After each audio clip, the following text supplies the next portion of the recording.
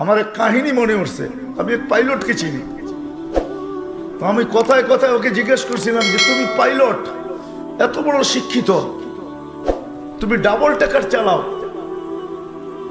বড় বড় ফ্লাইট চালাও, দূর দূর যাও, তুমি এরকম হলে কি করে?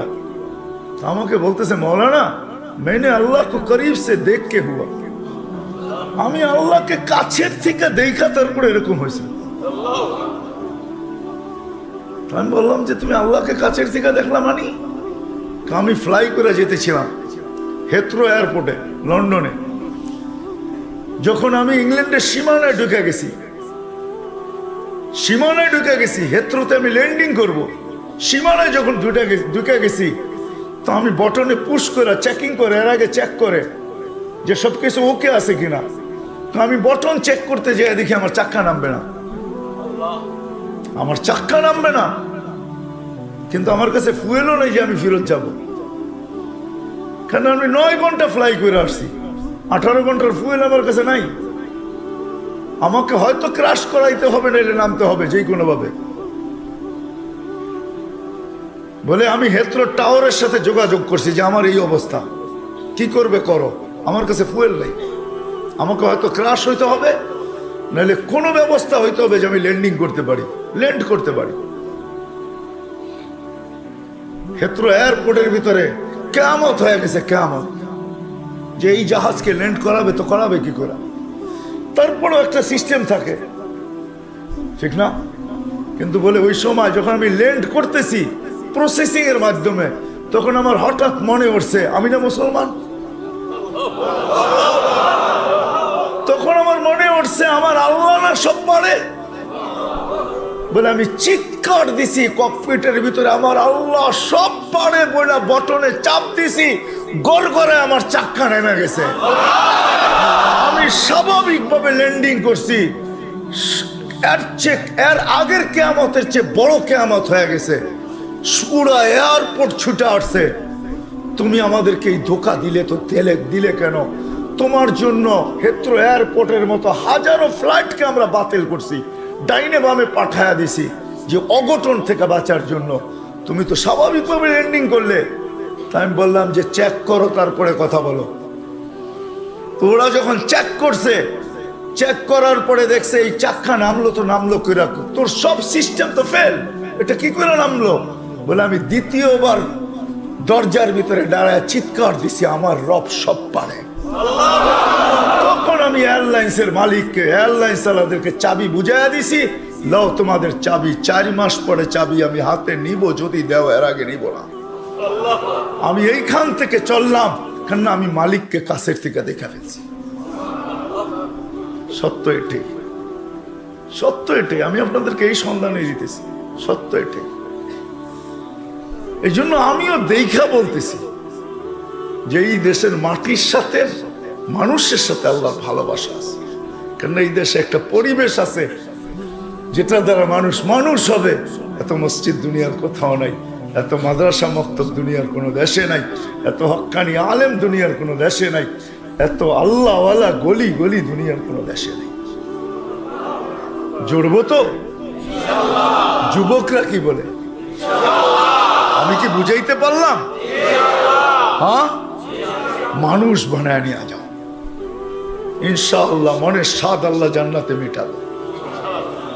আমাদের মালিক শুধু মনের স্বাদ মিটাবে না, বরং আমরা যতটুকু স্বাদ রাখবো এর চেয়ে 10 গুণ বেশি স্বাদ আল্লাহ আমাদের মিটায় দেবে। আমাদের মালিক বড় মালিক, আমাদের আল্লাহ বড় আল্লাহ। হ্যাঁ, আমাদের মালিক বহুত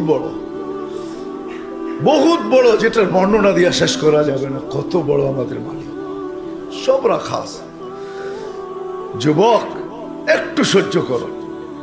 হ্যাঁ, দুর্গন্ধময় জায়গা দিয়া যাইতে কারো কাছে রুমাল না থাকলে যেরকম নাক চাইপা ধরে আর দ্রুত পার হয়, ঠিক এই ছোট জীবনটাকে এইভাবে পার করো, 4 জিনিসের সাথে সংযুক্ত করা। ইনশাআল্লাহ তুমি ওই যুবক হইয়া ফিরবে, ওই যুবক। আমি আজকে এক জায়গায় বলতেছিলাম যে ওই আমার মনে হয়, আমি বলি যদি ওলামা আমার উপরে আঙ্গুল না উঠায়, তুমি ওই যুবক হইয়া ফিরবে আল্লাহ আল্লাহর রহমতের আঁচলের নিচে তোমাকে রাখবে। যেরকম মা সন্তানকে আঁচলের নিচে রাখে, আল্লাহ তার রহমতের আঁচলের নিচে তোমাকে রাখবে। ওই যুবক হয়ে ফিরবে। করবো তো পাক্কা? সবাই কি করব? মসজিদে সময় দিব, দিনী মাদারেসের সাথে নিজের সম্পর্ক জড়ব, হক্কানি আলেমদের সাথে সম্পর্ক জড়ব, হক্কানি আল্লাহওয়ালাদের সাথে নিজেদের সম্পর্ক কি জড়ব, নিজেদেরকে বাঁধবো, 4 জায়গার সাথে বাইদা রাখবো। যত বেশি দিতে পারি তত উপকৃত হব, তত তাড়াতাড়ি হবে। কিছু মেশিন আছে, কিছু সিস্টেম আছে, হ্যাঁ কিছু সিস্টেম আছে তাড়াতাড়ি হয়, কিছু সিস্টেম আছে স্লোলি হয়, ঠিক না? আস্তে আস্তে হয়, সময় লাগে। আবার কিছু আছে কি খুব দ্রুত হয়। ইনশাল্লাহ যত বেশি সময় দিব তত বেশি আল্লাহ আমাকে মানুষের মতো মানুষ তত দ্রুত গতিতে বাড়াবে। 4 ক্ষেত্রের সাথে নিজেকে নিজে জুড়ি। 1 মসজিদ, সময় পাইলেই মসজিদে ঢুকি।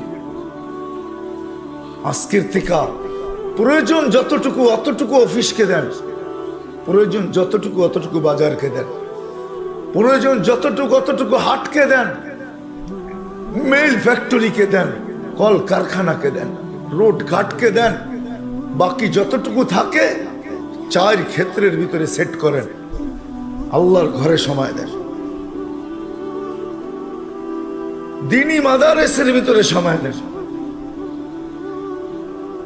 দিনী মাদারেসের ভিতরে হক্কানি ওলামাদের কাছে সময় দেন, হক্কানি আল্লাহওয়ালাদের কাছে সময় দেন। ভাগ করেন সময়কে, 4 ভাগে ভাগ করেন। ইনশাআল্লাহ বললাম না, 99 ভাগ 99% ইয়াকিনি, হ্যাঁ 100ও বলা যায় যে মানুষ হিসাবে আল্লাহর কাছে ফিরব। আল্লাহ বড় ক্ষেত্র বাংলাদেশে রাখছেন, এরকম ক্ষেত্র দুনিয়ার কোথাও রাখেন না। এই জন্য আমি এখনো বলি, আগেও বলতাম যে এই মাটির সাথে আল্লাহর মহব্বত সবচেয়ে বেশি আমার মনে হয়। মক্কা মদিনা ভিন্ন কথা, ওটা নিয়ে তুলনা হয় না, আলোচনা হয় না। বাইতুল মুকাদ্দাস নিয়ে তুলনা হয় না, আলোচনা হয় না। 3টা বিলকুল ভিন্ন। এটাকে আবার জুড়ে দিয়েন না আমার কথার সাথে। বাকি দুনিয়ার ভিতরে এই মাটির সাথে আল্লাহর তাআল্লুক বেশি আমার মনে হয়, মহব্বত বেশি। যার কারণে সারা দুনিয়া সিগন্যাল দেয় বিপর্যয় হবে, আল্লাহ বলে হবে না, এটা আমার মহব্বত আল্লাহ মাটি। এই জন্য এই দেশে কোনো বিপর্যয় হয় না। সারা দুনিয়া সিগন্যাল দেয় বিপর্যয় হবে, এমন হবে, তেমন হবে, এটা হবে, সেটা হবে।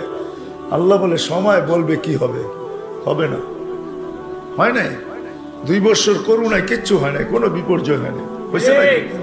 হ্যাঁ, এতটুক ছোট একটা দেশ, অসচেতন প্রত্যেকটা মানুষ। এখানে তো কিয়ামত হওয়ার কথা ছিল, ঠিক না?